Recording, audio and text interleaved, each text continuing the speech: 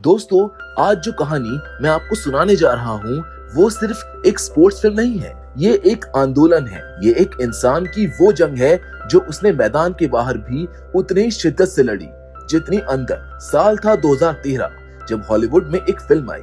ये फिल्म एक ऐसे रियल हीरो की सच्ची दास्तान है जिसने अमेरिका के इतिहास को हमेशा के लिए बदल दिया। वो नाम था जैकी रॉबिन्सन, पहला अफ्रीकन अमेरिकन जिसने अमेरिका की मेजर लीग बेसबॉल में कदम रखा, वो भी उस दौर में जब नस्ल भेद यानी कि रेसिज्म अपने चरम सीमा पर था।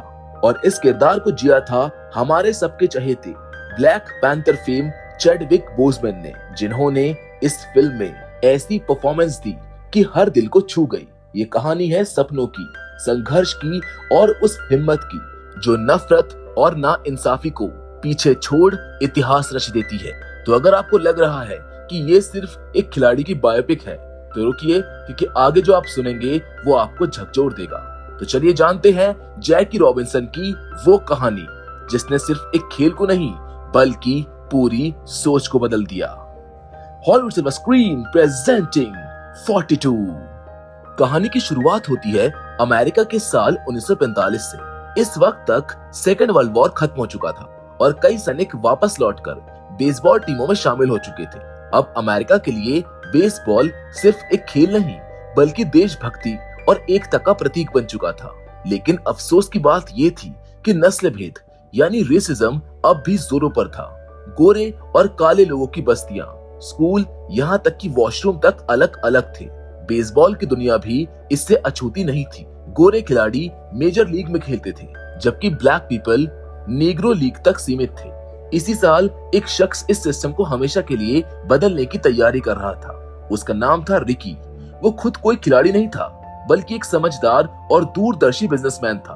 उसके पास अमेरिका की 3 बड़ी बेसबॉल टीमों का मालिकाना हक था। रिकी ने अपने तीनों मैनेजर्स को कहा कि वो एक ऐसा ब्लैक खिलाड़ी ढूंढे जो उसकी टीम का हिस्सा बन सके। उसका मानना था कि अगर उसकी टीम में कोई ब्लैक प्लेयर होगा तो हजारों ब्लैक फैंस भी उसको सपोर्ट करेंगे और मैच को देखने आएंगे, जिससे उसकी टीम को बड़ा मुनाफा होगा। हालांकि उसके मैनेजर्स को ये बात बहुत रिस्की लगती है।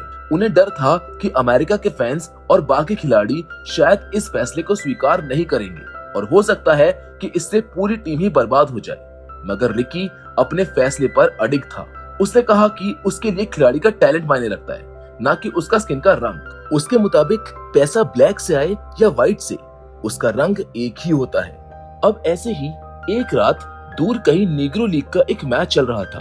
वहाँ एक ब्लैक प्लेयर अपनी गजब की स्पीड से रन बना रहा था। उसका नाम था जैकी रॉबिन्सन। रिकी के लोगों की नजर उस पर पड़ी और उन्होंने उसको शॉर्टलिस्ट कर लिया। जैकी उन लोगों में से था जो रेसिज्म के खिलाफ आवाज उठाते थे और इसी वजह से उसे आर्मी से भी बाहर कर दिया गया था। लेकिन रिकी को जैकी का गुस्सा नहीं, उसकी स्किल्स पसंद आई। रिकी ने अपने मैनेजर को भेजकर जैकी को ब्रुकलिन स्थित अपने ऑफिस बुलवाया। वहाँ रिकी ने जैकी को मॉन्ट्रियल रॉयल नाम की एक टीम में खेलने का ऑफर दिया। साथ ही में कहा कि अगर वो अच्छा प्रदर्शन करेगा तो उसे ब्रुकलिन डोजर्स, एक मेजर लीग टीम में शामिल कर लिया जाएगा। वो ऐसा करने वाला पहला अफ्रीकन अमेरिकन खिलाड़ी होगा। रिकी ने उसे $600 महीने की सैलरी और $3000 का साइनिंग बोनस ऑफर किया, लेकिन उसने सख्त हिदायत दी कि अगर जैकी कभी गुस्से में अपना संयम खो बैठा तो उसे फौरन टीम से निकाल दिया जाएगा। जैकी इस चुनौती को स्वीकार करता है, जिसके कुछ समय बाद ही वो अपनी गर्लफ्रेंड रेशल से शादी कर लेता है। फिर उसको ट्रेनिंग के लिए फ्लोरिडा भेजा जाता है, जहाँ रिकी का भेजा हुआ एक आदमी उसका इंतजार कर रहा होता है। उस समय काले लोगों को अच्छे होटल्स में रुकने की इजाजत नहीं थी, इसी वजह से उसके लिए अलग से एक घर की व्यवस्था की जाती है। प्रैक्टिस के पहले ही दिन टीम का कोच जैकी को अलग नजरों से देखता है। उसकी परफॉर्मेंस पर ध्यान देने के बजाय वो उसको चेतावनी देता है कि वो गोरे खिलाड़ियों से दूर रहे। जब रिकी को ये बात पता चलती है तो वो कोच को साफ कहता है कि अगर उसने कभी जैकी के साथ रंग के आधार पर भेदभाव किया तो उसको तुरंत निकाल दिया जाएगा। कुछ दिनों के बाद जैकी अपना पहला मैच खेलता है, एक फ्रेंडली मैच। इस मैच में पहली बार एक ब्लैक प्लेयर गोरे लोगों की टीम के साथ मैदान पर उतर रहा था और ये देखने के लिए व्हाइट और ब्लैक दोनों ही दर्शक स्टेडियम में पहुंचे थे। मैच के दौरान कई गोरे लोग जैकी पर नस्लीय टिप्पणी करते हैं, उसे गालियां देते हैं, लेकिन जैकी अपने फोकस में बना रहता है। बिना बॉल हिट किए वो इतनी तेजी से दौड़ता है कि वो रन बना लेता है और उसकी रफ्तार देखकर सभी दंग रह जाते हैं। धीरे धीरे ब्लैक ही नहीं, व्हाइट दर्शक भी उसकी काबिलियत से प्रभावित होने लगते हैं। टीम का कोच भी अब समझ जाता है कि जैकी सच में एक शानदार खिलाड़ी है। ऐसे ही एक रात जैकी एक दोस्त के घर सो रहा होता है। तभी एक बूढ़ा गोरा आदमी आकर उसको चेतावनी देता है। वो कहता है कि शहर के लोग इस बात से नाराज हैं कि एक ब्लैक लड़का हीरो बनता जा रहा है और कई लोग उसे और उसके घर को नुकसान पहुंचाने की तैयारी में हैं। ये सुनते ही जैकी को रातों रात शहर से बाहर निकाल दिया जाता है और एक बड़ी हिंसा से बचा लिया जाता है। शहर में गुस्सा उबाल पर था क्योंकि एक ब्लैक लड़का जैकी रॉबिन्सन न सिर्फ बेसबॉल खेल रहा था बल्कि हीरो भी बनता जा रहा था। कई लोग उसकी इस सफलता को बर्दाश्त नहीं कर पा रहे थे और उस पर हमला करने की योजना बना रहे थे। रिकी समय रहते जैकी को नींद से जगाकर शहर से बाहर निकलने को कहता है, जहां अगले दिन रिकी एक खाली स्टेडियम में जैकी से मिलता है। वो उससे माफी मांगता है और उसको समझाता है कि हर गोरा उसकी तरह नफरत से भरा नहीं है। वो उसे बताता है कि जैसे जैसे जैकी का नाम बढ़ेगा नफरत और रेसिज्म भी बढ़ेंगे, लेकिन उसको हार नहीं माननी है। जैकी अब ब्लैक कम्युनिटी का हीरो बन चुका होता है। जब वो अगली ट्रेन पकड़ने वाला होता है, कुछ बच्चे उससे बेसबॉल पर ऑटोग्राफ लेने आते हैं। जैकी एक लड़के को अपनी साइन की हुई बॉल देकर काफी मुस्कुराता है। समय बीतता है और जैकी एक पिता बन जाता है। वो मॉन्ट्रियल रॉयल्स के लिए एक के बाद एक मैच जीतता है। उसकी जिंदगी अब बदल रही होती है। कुछ गोरे लोग भी अब उसकी परफॉर्मेंस की तारीफ करने लगते हैं और एंड में उसे ऑफिशियली ब्रुकलिन डोजर्स की मेजर लीग टीम में शामिल कर लिया जाता है। एक अफ्रीकन अमेरिकन के लिए ये एक ऐतिहासिक पल था। टीम के कुछ खिलाड़ी उसके साथ खेलने से इनकार कर देते हैं। रिकी को जब इस बात का पता चलता है तो वो तुरंत कोच को कॉल करता है और टीम को समझाने को कहता है। कोच रात कोई मीटिंग बुलाकर सबको समझाता है कि जैकी की परफॉर्मेंस में कोई कमी नहीं है और हम सबको एक टीम की तरह खेलना होगा।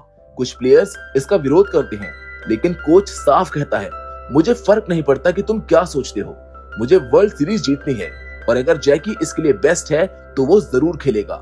जहां अगली सुबह एक प्लेयर रिकी को धमकी देता है कि अगर जैकी टीम में रहा तो वो इस्तीफा देगा, जिस पर रिकी भी कहता है कि ठीक है, तुम जब चाहो तब इस्तीफा दे सकते हो। ब्रुकलिन डोजर्स का अगला मैच जैकी के लिए एक टेस्ट बन जाता है जब वो पहली बार फॉर्मल टीम ड्रेस में मैदान पर उतरता है। फैंस खुशी से झूम उठते हैं, पर मुश्किलें खत्म नहीं होती है। एक पुलिस वाला उसको गिरफ्तार करने की धमकी दे देता है। एक रेफरी उसे गलत फाउल देकर बाहर भेज देता है। वो मैच हार जाता है। जहां अगली बार एक रेसिस्ट कोच उसे मैदान में अपमानित करता है और गालियां देता है और जानबूझकर बॉलर से जैकी के चेहरे पर बॉल मारने की कोशिश करता है।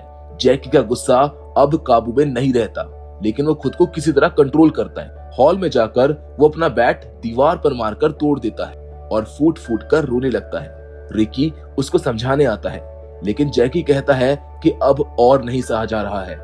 अगर किसी ने फिर से गाली दी तो शायद वो कुछ बड़ा कर देगा, क्योंकि वो टूट चुका होता है। वो कहता है कि अब मैं ये गेम नहीं खेलना चाहता, मैं बस अपने घर जाना चाहता हूँ और शायद यही ये लोग चाहते हैं। वेल, यहाँ पर जैकी की सिचुएशन को समझना बहुत इंपॉर्टेंट है, क्योंकि अगर पूरी दुनिया आपको हराने में तुली हो तो आपकी मानसिक हालत क्या होगी इसका अंदाजा लगाना बहुत मुश्किल होता है। जैकी जानता था कि अगर आज उसने पलटकर जवाब दिया तो उसे हमेशा के लिए इस खेल से निकाल दिया जाएगा, लेकिन अगर वो सब कुछ सहते हुए मैदान में डटा रहा तो शायद कल को कई और जैकी जैसे टैलेंटेड ब्लैक बच्चे बिना डर के खेल पाए।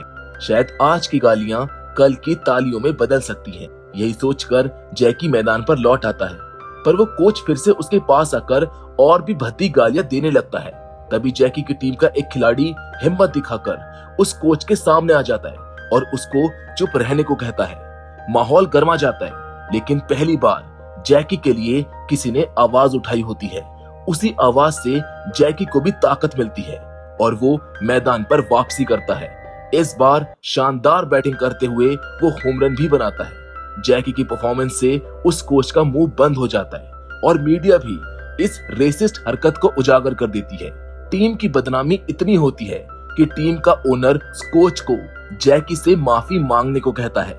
जैकी शर्त रखता है कि माफी पब्लिकली मीडिया के सामने मांगी जाए। अपनी नौकरी बचाने के लिए कोच को सबके सामने झुकना पड़ता है। इतना ही नहीं, पहले जो टीम छोड़कर चला गया था वो खिलाड़ी भी लौट आता है और जैकी से माफी मांगता है। अब टीम का अगला मुकाबला नॉर्थ अमेरिका की सबसे मजबूत टीम पैरेट से होता है। उनका लीडर बॉलर जानबूझकर जैकी के मुंह पर बॉल मारता है। जैकी घायल हो जाता है और उसके टीम के खिलाड़ी मैदान में लड़ पड़ते हैं। मैच रुक जाता है और रेचल को अब जैकी की सेफ्टी की चिंता सताने लगती है। इसी बीच एक प्लेयर रिकी से मिलता है। वो कहता है कि वो अपने होम टाउन में नहीं खेल सकता क्योंकि उसे जान से मारने की धमकी मिली है।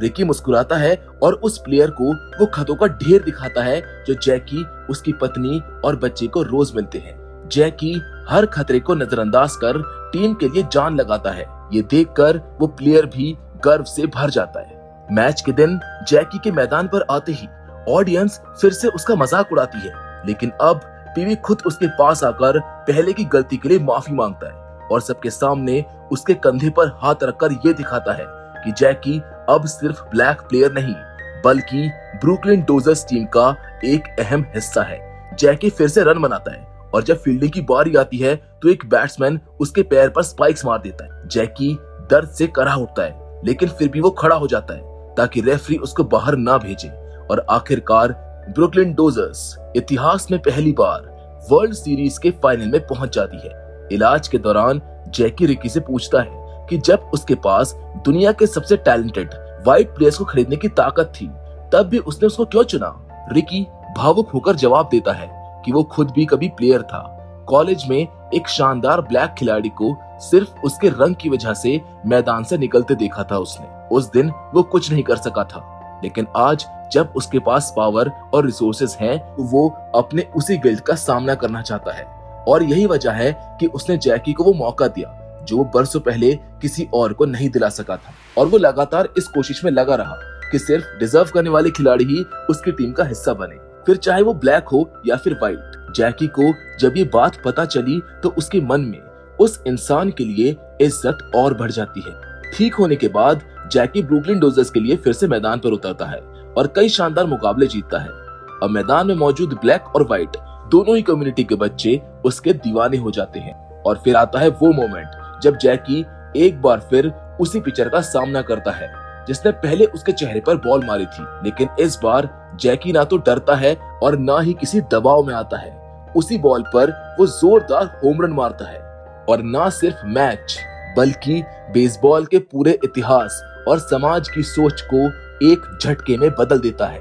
उसकी ये उपलब्धियां आगे चलकर हर ब्लैक अमेरिकन के लिए एक प्रेरणा बन जाती है। जैकी रॉबिन्सन ने 1947 से लेकर 1960 तक मेजर लीग बेसबॉल में शानदार प्रदर्शन किया और 1955 में उन्होंने आखिरकार अपनी टीम को वर्ल्ड सीरीज का खिताब भी जितवा दिया। 1974 में उनकी पत्नी रेचल ने जैकी के नाम से एक स्कॉलरशिप प्रोग्राम शुरू किया जिससे युवा और होनहार बेसबॉल खिलाड़ियों को सपोर्ट मिलने लगा।